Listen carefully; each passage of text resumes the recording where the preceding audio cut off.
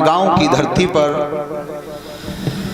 हमारी छोटी बहन जी पूनम यादव शास्त्री जी के घर पर कथा का अनुष्ठान हुआ है।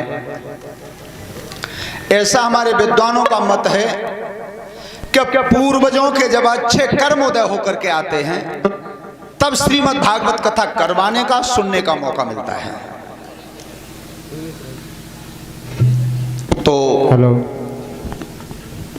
हमारे भी बड़े सौभाग्य हैं जो आप लोगों के यहाँ तक दर्शन हुए। बात हुई थी बहन जी से तो हमने ये कहा मैंने कि 5वें दिन बुला लो हमें। अब उन्होंने ये प्रस्ताव रख दिया कि कथा में दूसरे दिन महाभारत का प्रसंग रहता है और तुम्हें हम केवल महाभारत सुनाने के ही माध्यम से बुला रहे हैं। तो कथा तो खैर सब ही अच्छी है, कहीं से भी उठा लो, सब स्कंद अच्छे हैं, सब बढ़िया हैं। लेकिन आपने सुना होगा कि MBBS तो बहुत डॉक्टर होते हैं लेकिन वो कोष्टक में लिख देते हैं कि हड्डी रोग विशेषज्ञ। MBBS तो बेवकूफ होता है। 5 बाई चाय पियो है तुम जीवन भर। अरे मन के मदन को मार लो तो हो गया भजन और आदत बुरी सुधार लो तो हो गया भजन। के मदन को मार लो तो हो गया भजन और आदत बुरी सुधार लो तो हो। के मदन को मार लो तो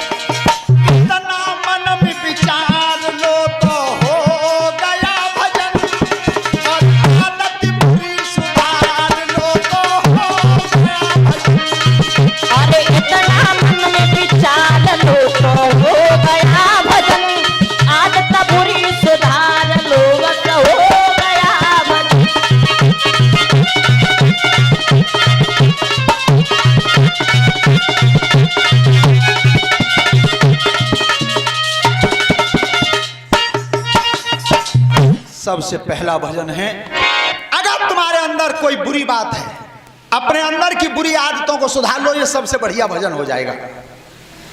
लेकिन आज वो दुष्ट भगवान कृष्ण को मारना चाहता था, भगवान ने दोनों प्रस्ताव ठुकरा दिए उसके।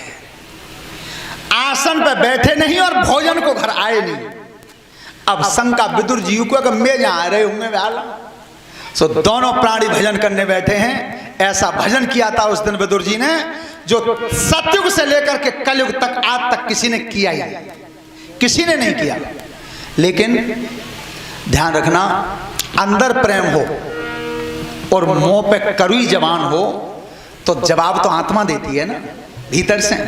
तो हमें तो बेउफल लगा है। देखो एक दिन जिनने सैलू नेताजी ने कही जे पिछली वर्ष जो 22 है वो हमें और पूनम बहन जी को करीब करीब पूरा वर्ष ही निकल गया भागवत करते। तो इनने कही कि सच्चों सच जी बताओ कि तुम बहुत बुरी आत्मन के हो दोनों बहन भैया, तुम ही भागवत कोई और का जे फिर कंगे ना कोई। मैं ऐसी बात ना नेताजी, सब अपने अपने भाग्य को कहते हैं जहाँ पे जैसो आत है। और फिर दूसरी बात, जाने जितनो बैदो है उतना ही तो मिले हो, जिसने जो बो दिया है वही मिलेगा। अब मैं जब भागवत पे थे मंच पे थे आराधना करूँ कि भगवान मोह भागवत ज्यादा दिए और कमरा में बैठ के शराब पीऊँ, जब मंच पे गुटका डाल लूँ मुँह में, फिरने के खेतन में बीड़ी पियाऊँ, तो भगवान का जानते ना है कि पहले अवगुण त्यागना। अरे पहले अपने को सुधार दे, संसार को तब सुधारेगा तू। जीवन में यहाँ से मंच से कहा जाता है कि सबसे पहला आदर होता है माँ का, महतारी का। यह भारत की संस्कृति बताती है हमारे तुम्हारे बीच में कि सुबह जब भगवान राम जगते थे कि प्रात होत जागें रघुनाथा और मात पिता गुरु नावें सबसे पहले राम क्या करते थे? सबसे पहले महतारी का नंबर है, वहां माँ का नाम है, महतारी को प्रणाम करते थे सबसे पहले। और जब मंचित कह दें कि महताई की सेवा करो, महताई को प्रणाम करो, सबसे पहली रोटी महताई खपाओ और डोकरी खटिया डरई है बाल्य भाई गेट पे, तो फिर काय को उपदेश है? कहनो ही व्यर्थ है। पहले उस कर्म को जैसे तुम कह रहे हो मन से, उसे स्वयं निभाओ, उसे स्वयं निभा करके देखो। श्रोता बंधुओं, आज वो भजन कैसा किया था दोनों प्राणियों ने, उसे ध्यान देकर के सुनो। क्या भजन करें भीतर बाबा बाई, भजन करें भीतर बाबा बाई, भजन करें भीतर बाबा बाई, भजन करें।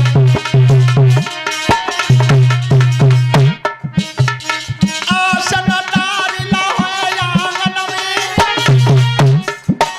अरे आंगन में माला हाथ उठाई, भजन करें भीतर बाबा बाई, भजन करें। अरे आसन डारी लाए आंगन में, अरे आंगन में माला हाथ उठाई, भजन करें भीतर बाबा बाई, भजन करें। दोनों ने माला हाथ उठा करके भजन किया, लेकिन ऐसा भजन अनोखा कौन सा था जो आज तक किसी ने नहीं किया? देखो, हम तुम जब भगवान का ध्यान करते हैं तो यही तो कामना करते हैं कि भगवान मेरे घर आ जाए, भगवान के वो दर्शन आ जाए। लेकिन विदुर जी क्या कह रहे हैं? दोनों बैठे ध्यान लगामी, अरे ध्यान लगामी, आवे नहीं अधुराई, भजन करें भीतर बाबा बाई, भजन करें। अरे बैठे दोनों आसन लगावे, ध्यान लगावे, आवे नहीं अधुराई, भजन करें भीतर बाबा बाई, भजन करें। क्या कहिए, सब यही तो चाहते हैं कि हमें भगवान के दर्शन हो जाए। लेकिन आज विदुर जी कह रहे हैं, हे भगवान मेरे घर है भगवान, आज नहीं आऊं। क्यों? कि कोई अतिथि तुम्हारे घर भोजन मांगता है और उस समय कोई व्यवस्था नहीं होती तो कैसा लगता? आज विदुर जी सोचते हैं मैं खिलाऊंगा क्या? बस इसी सोच में बैठे थे तब तक यही तो हुनुकी लगी रही रटना, लगाई रहे रटना, कुंदी आई बजाई, भजन करें भीतर बाबा बाई, भजन करें। हो रतिया तो हुनकी लगी रही रटना, लगाई रहे रटना, कुंदी आई बजाई, भजन करें भीतर बाबा बाई, भजन करें। तब तक भगवान ने हाथ मार दिया, खोलो। विदुर जी कह रहे हैं भगवान कन्हैया नो है नहीं, आज तो बात बिगड़ गई बिल्कुल। फाटक खोल के जब देखा, उधर श्याम सुंदर खड़े रह गए, इधर विदुर जी खड़े रह गए। कई काऊ ने काऊ तो कुछ नहीं। सो कन्हैया ने कही कि चाचा भीतर आवेगी ना कोई? अरे ना, ध्यान ना रहो, आ जाओ। ध्यान को आएंगे जो खाए भी मांगेंगे। जब आसन डाल के बिछा दिया, बैठा दिया भगवान को, ठाकुर जी को, चाचा भूख लग रही है। उस वृद्ध महात्मा के नेत्रों से आंसू गिर गए। चाचा रोए क्यों? विदुर जी कहते हैं कन्हैया चिंता मत करो, कछ न कछ करेंगे। मैंने कहा पानी भर लाऊं? अबे काय चक्कर में कि मैं कैसे उन्हें का नजर ही बचे।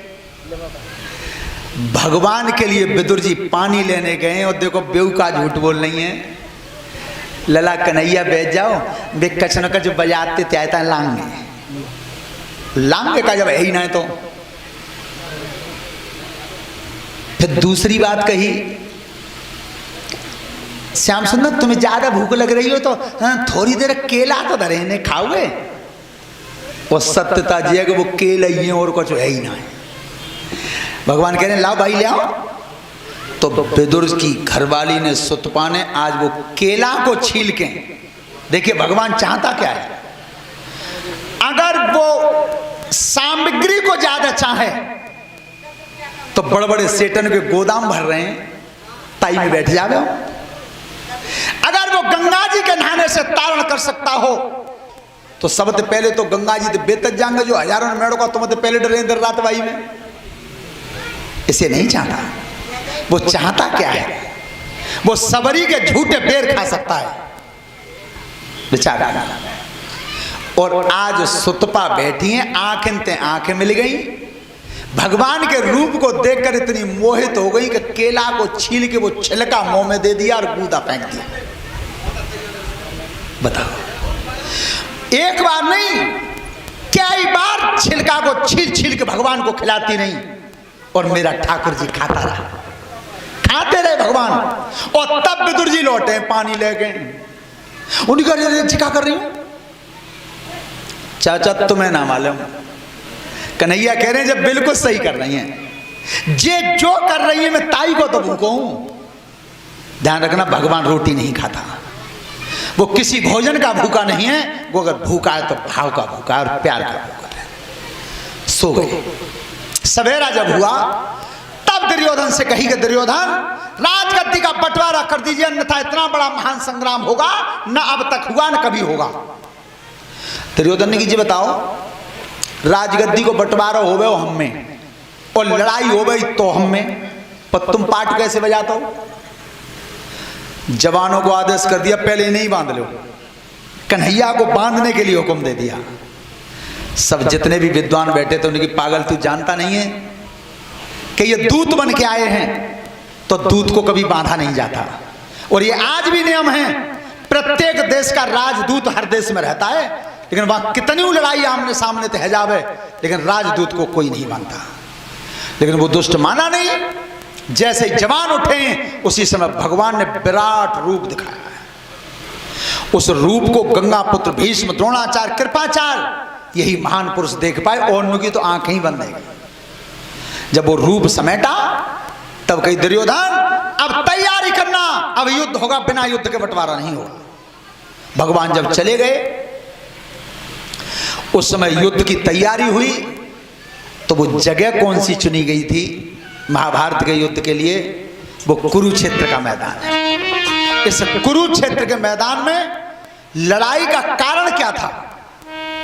आपने सुना हो, बच्चे सुनते हैं, एक हास्य कवि सम्मेलन आता है, बड़े बड़े विद्वान कवि आते हैं और वो स्वतंत्र होते हैं, किसी के लिए कुछ भी कह सकते हैं।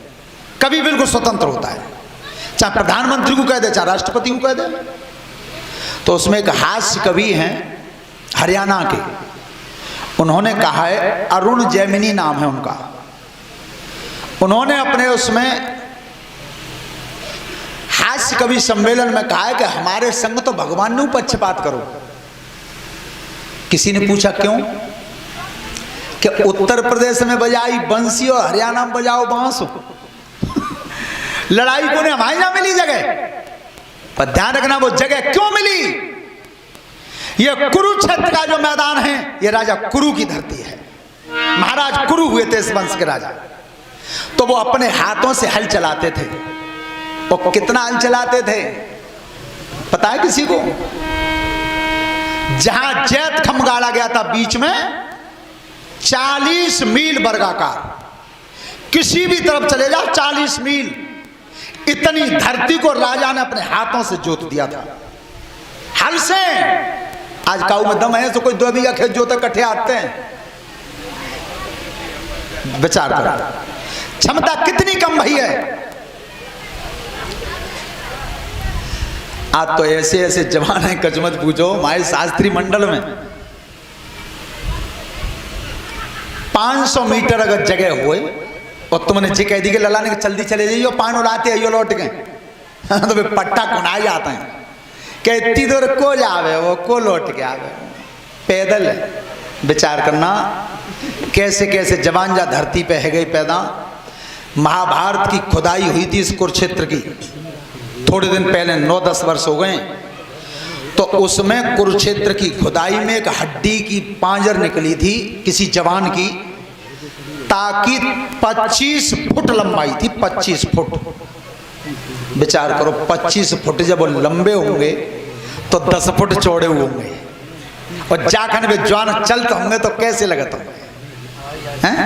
चंदान बदला न सूरज बदला, न बदला जमीन आसमान, जितना बदल गया है इंसान। विचार करना, कुंती की लंबाई लिखी है 21 फुट, 21 फुट ऊंची थी। अब जाते ठीक दूने त्रेता में थे और त्रेता के ठीक दूने सतयुग में थे। ये महाभारत को पढ़ के देखना, स्पष्ट लिखा है महाभारत में क्या जिसमें हनुमान जी अर्जुन के रथ पर विराजमान हुए, तो महाभारत के कुरुक्षेत्र में जो वीर लड़ रहे थे, तो हनुमान जी ने तो बेऊ वीर देखे ना त्रेतावाए, तो हनुमान जी को वो द्वापर के क्षत्रिय लड़ते हुए ऐसे लग रहे थे मानो कहीं कीड़े मकोड़े लड़ रहे हो, इतना अंतर पड़ गया था। अबेऊ की बात बता, चिंता मत करियो, बिल्कुल जमासे को पेड़ देखो है, कांटे होते हैं में, ज्यादा ना आदमी बाकी छाया में बैठ जावे ताई दिन कलयुग समाप्त है जावे।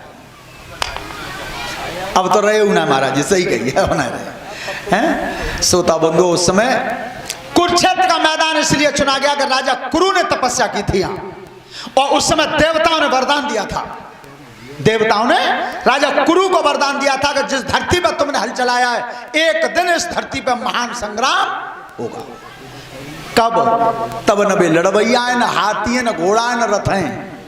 इसीलिए तुमने सुना होगा ये रस्याई भजन की साखी है कुरुक्षेत्र के ऊपर। कौन सी?